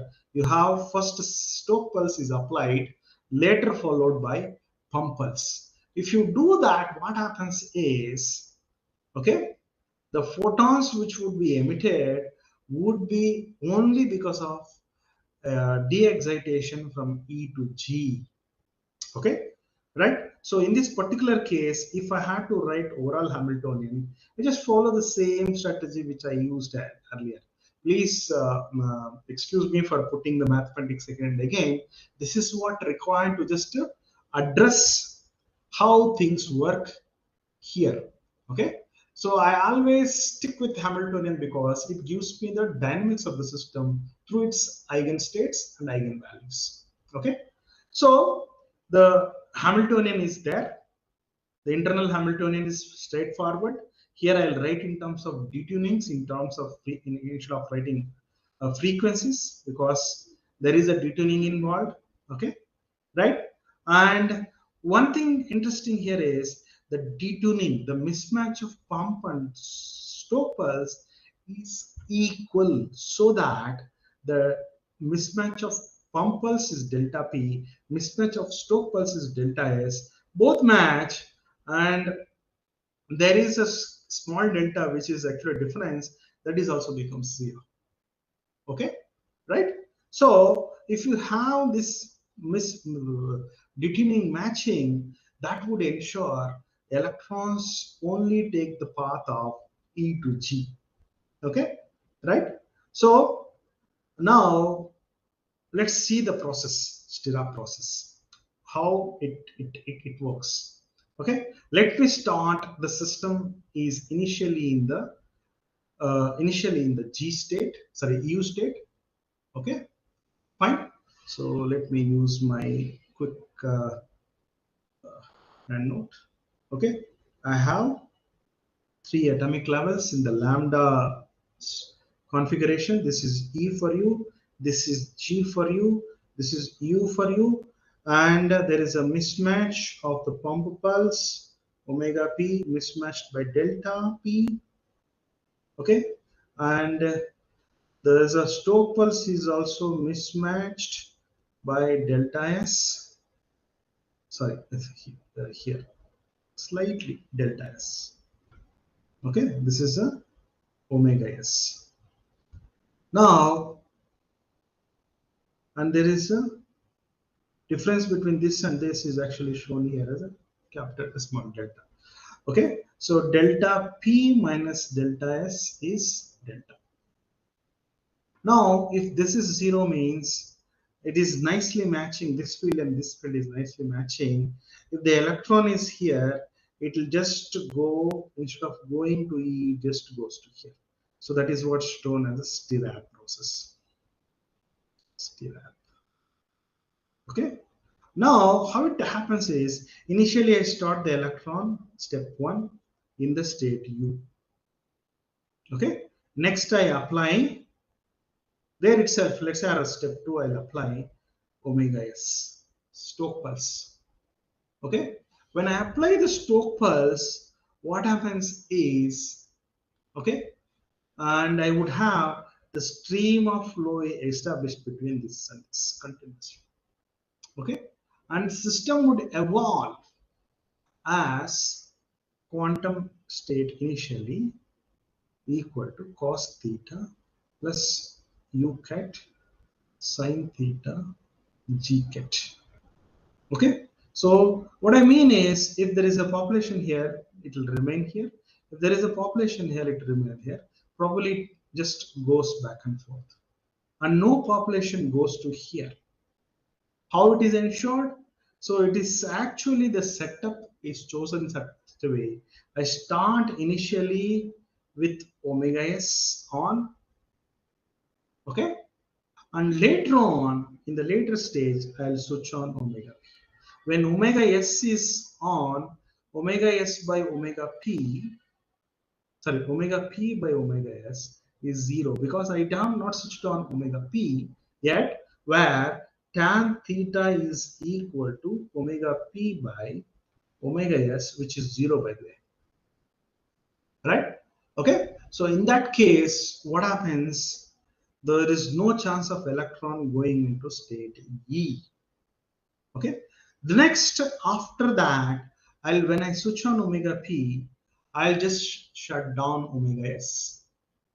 Okay, right? So there is no need, or you can just keep it omega s on, but here this time tan theta is equal to omega p minus omega s, right? Okay, when I shut down omega s, this pulse, so this would be 1 by 0, which is close to going to infinity, which means tan theta going to infinity means theta going to pi by 2. So theta going to pi by 2, if I substitute here in this equation, what is it means? This is no more coming in the picture. The final state is Z only, as per mathematics also it shows. So that means whatever photon starts here has to go here, not come back there. Okay, if there are some electrons here, they may be trapped. It's called actually coherent population trapping. That's like a dark state. That guy is never going to contribute. Okay, so only we have to avoid electrons going stuck in there. If you avoid that by using initial omega s strongly, then that is taken care. Okay, fine. So that is what the Dirac process for you. And here I can even generate entangled photons. How? Okay, so here let me go back to the figure. Yeah, entangled photons. There is a one photon corresponding to this energy, this E and G separation, right? And the one which I applied as a signal, a Stokes signal, so that along with the generated photon, they may be coupled in the entangled fashion. Or the photons which are generated even of like with the relaxation, they may be connected entangled. So that is in that way you can generate entangled photons. Now there is another technique people thought, I'm not satisfied with just a Dirac process. I will just add, okay, whatever photons are generated out of de-excitation from E to G, whatever it is done, I'll put them, okay, right? So electron excites, doesn't go there and goes to G, and whatever photons coming out of this transition, photons are there, they're captured, or you might say put inside a cavity. Okay, put inside the cavity, and inside the cavity they just do the back and forth, right? So I just want to create the photons coming out with certain spatial separation or temporal separation. I can get using the cavity, and also I can using the cavity, I can ensure many more photons get out of this transition more than losing the photons here. So that is the adding the cavity mirrors here is possible. That is what's shown here in the last picture. Okay, there is a small disc which it shows is actually the mirrors, reflecting mirrors. Okay, fine. So I'll stop here exactly 3:55, and just to summarize, what have we done today, right? So we just started from yesterday's class where we ended up with the photon statistics, okay? And the photon statistics study told us what I need to prepare single photon sources and how to prepare photon single sources using Raman scattering, spontaneous and stimulated scattering. We just checked and understood for today.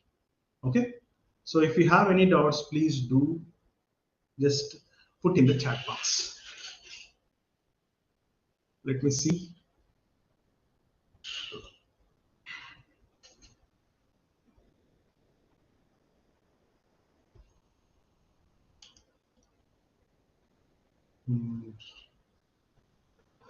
Okay. Okay, so scattering when light passes through a different media. Yeah, scattering, yeah, light deviates from going from a denser media to thicker media. It's like that is a scattering process, right? Of course. Okay, and I can have total internal reflection by taking much thicker medium to thinner media transition. Yes, that is the way to see things. Okay. Here in this particular case, scattering means uh, mm, taking some light, some energy light, leaving either lesser energy light or more energy light. That is what the scattering here. Okay, right? So explain again why E doesn't go to E. Okay, electron doesn't go to E, but just close to E, then fall to G. Okay, E may go slightly above E and still emit photon by falling into G. Yeah, so that's a good question. Okay, so when I say a pump field, see, pump field can exactly match the separation. Okay, but I don't do that. For anybody who wants to go with the Raman scattering doesn't do that. So what is they do it? Just slightly mismatch the frequency energy transition such a way that it is not on resonance. There is a mismatch because I don't want things to go and sit on that. Okay, I just want to go near to it and then drop to G. Okay. Now the question is why it is not going to E, why it is not staying back on E, why it is not falling back on U instead of G. I'm not saying always it only drops to G. It's probabilistic. If I am just going with spontaneous Raman scattering, there is a chance this is also there. Okay. So in the Raman scattering, what I'm doing, whenever some photons are doing, I'm just waiting for them. If some are just going and coming out, I'll just catch those guys. Out of 100, I might get only 2, 3 in spontaneous Raman scattering. But if I go with the stimulated Raman scattering, that is adiabatic passage case, what I will do here is I avoid transfer of population to E because of the quantum mechanics, whatever I was describing earlier. Okay, so physically it is going close to E and then dropping into G. Okay, and let's say 5 photons go here, not like 4 photons go there. Where whatever number of 5 photons are going there, they're all going here. Okay, so let's say the system has 20 photons. So there are 10 here, there are 5 here, there are 5 here. Okay, now let's say out of this 10, 5 guys are excited and those 5 guys will drop to here. It's not like those 5 guys will go there. Among the 5, only 3 will drop down, 2 will drop down. Okay, if I use a strong Stoke pulse, I can just whatever 5 guys are going here, the strong Stoke pulse is there, right? This guy will suck them just to travel in this direction. So that whatever started here would have to end up here. Okay, so anyway, this guy will have his own 5. I can't say like this guy has no electrons at all. No, it's not the case. This guy will have electrons. 5 electrons he will have, and he will think that okay, I am sufficient with the 5, I will keep it. Okay, so the moment I ensure there is a deuterating mismatch in the resonance, that would ensure either the 5 guys who are with E not to drop. Okay, what happens? Let's say 5 guys are there, 10 guys are here, 5 from the 10 starts here, goes there. Let's say if only 4 were dropping, okay, that means this guy will become 6. It is not the case. So this guy have to have become 5 as per the Hamiltonian. And whatever 5 here are trapped, it is just like a box. Okay, so these 5 guys will go to near the box. They say it's firmly closed, we can't do anything there, let's go back to here, and they can't go back in the same pattern. Okay, that is how the setup is arranged. That is how the mathematics would explain. Okay, right? Okay, the Stirrer process. What is the significance of doing scattering adiabatically? Adiabatic, in a sense, is very smoothly. Okay, slowly. That is what adiabatic mean. So the difference between spontaneous to here is the Stirrer process is existence of this guy, a stroke guy. Okay, if that guy is not there, I don't have a large amount of probability of photons coming from here. I can increase that probability of photons coming here, single photons, by adding that guy. And how do I add that guy? First, I'll put the stroke guy first, okay, and then I will switch on pump guy, okay. And the moment it starts at this intersection, the photons start emitting, okay, right? So, and then photons would be emitted even beyond, okay. How variation in intensity of light affect the mathematical model? Yeah, I think I was answering earlier. Intensity is nothing but more number of photons. Unless you don't match the photon energy with the energy transitions of a considered quantum system, it is not going to make any difference at all.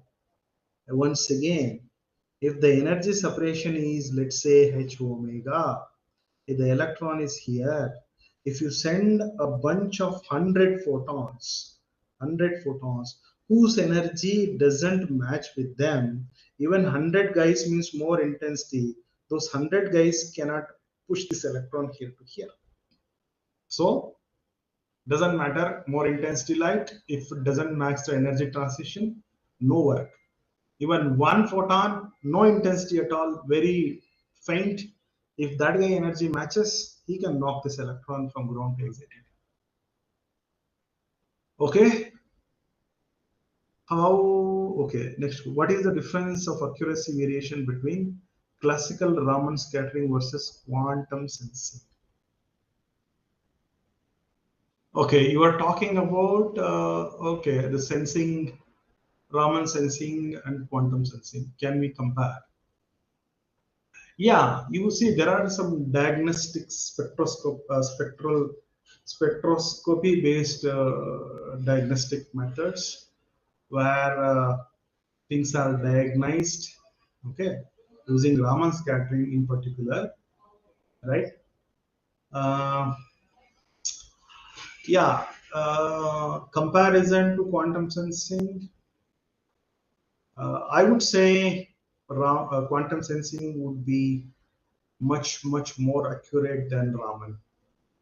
Okay, so definitely it would be, because the sensitivity wise there in the Raman case, I'm talking about a particular kind of collection of atoms. So here in this case, few atoms in the sensing, quantum sensing case. Yeah, definitely. It all depends on what kind of a quantum sensing device we are talking about. In that way, uh, it is like I would say touch and go. Means quantum sensing can have a slight edge, but not too much, I think. Yeah. It's difficult to compare quantum sensing with Raman-based scattering sensing. Okay, from the context of application like molecular structure determination. Uh, yeah, I think quantum sensing may outplay Raman's based sensing, definitely, because it's a advanced technique these days. Let me say, diamond-based NV center, diamond-based sensors, they can have very good accuracy. Okay, yeah, that would be a better option. Okay, I don't see any more questions apart from the ones which were posted. Okay, so once again, I urged all the participants. So please go back to the notes which is being shared. Okay, I have already shared. Okay, so if you go through the notes, you would understand much better, and it is readable, I hope. Okay, and also just give a small attention to the mathematics. It will give more idea. Somebody was asking why electrons are not going into the energy state E, even it is going to E, why only they are going to G state, why? That is actually as per the mathematics and as per the process which I am going to follow, right? Which is described in terms of energy state evolution.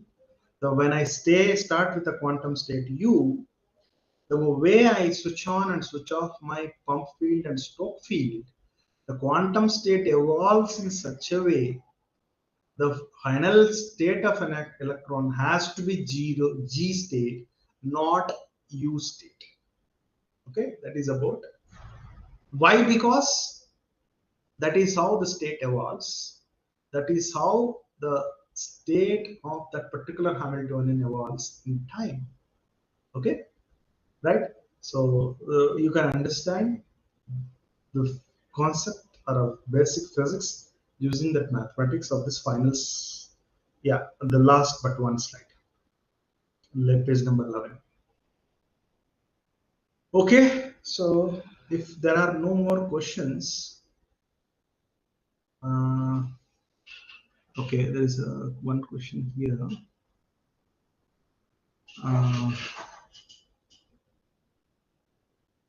Okay. Yeah, Tarun, yes, thank you for the saying your slides are very informative, of course. Yeah, I just wrote just like a lecture notes so that somebody even reads through would understand with a little bit of background. Okay, so you could use this to even teach, I say, or you might use the question, the research paper which I was referring earlier. See here, this one, this research paper. This is the research paper I used to prepare the notes. Wherever some basics are required, I use there is a book called Merlin Scully and Jubery by Quantum Optics.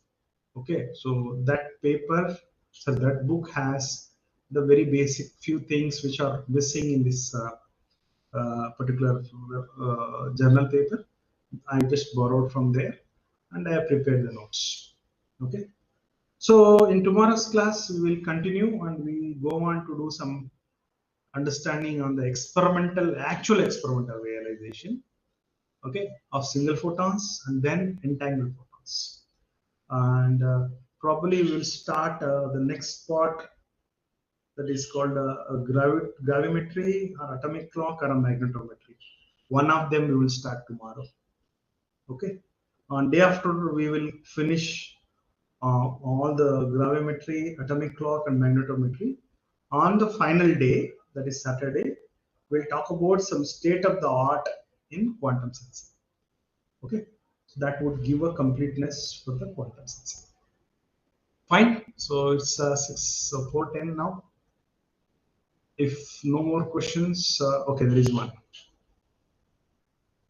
You show area of both S and P plus are almost same. You show area of both S and P plus are almost. I am not sure what you mean. Can you just reframe your question? I think Vipin K. While you are saying the number of photons that are going from U to G are less than the number of photons going from U to E. Why you mean? In spontaneous case, in both the ways it is going, in stimulated case, U to G would be definitely more, the probability wise more. Okay. Why is that so? Because the environment, the Hamiltonian I have set up, created, is like that. Okay, right? So if you just see the traffic in general, let's say in big cities, the traffic sometimes gets deviated because maybe some festival event is going on, some Ganesh Chaturthi, some Nimajjan is going on. That time, the traffic police put some diversions and make us to deviate to go through to different direction. The same strategy here. The electrons which were trying to go towards the energy state U, I put the deviations by adding some external fields in such a way. The deviation is towards the G. Okay. The physically, I'm just creating some kind of the vacuum state, whatever is goes into that vacuum state sucked towards the G. That is I am going to create using the Stokes field. How that is confirmed is through the mathematics.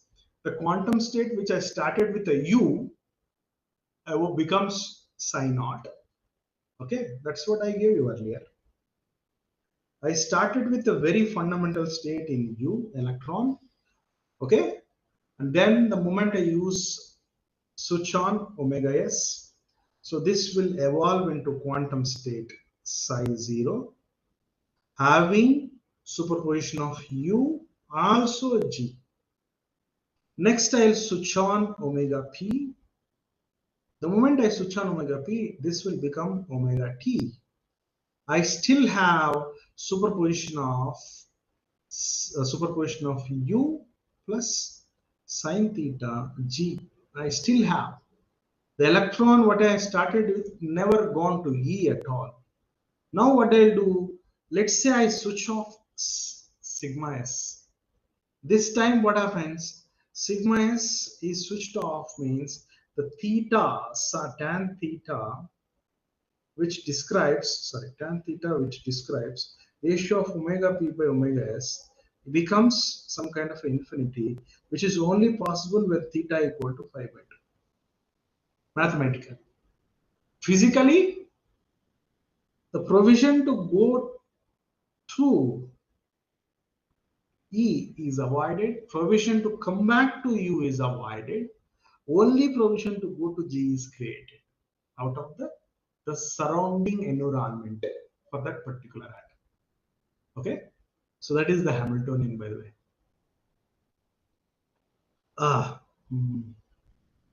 While you are saying number of photons that are going from U to G states are less than going from U to, yeah, I think the same thing.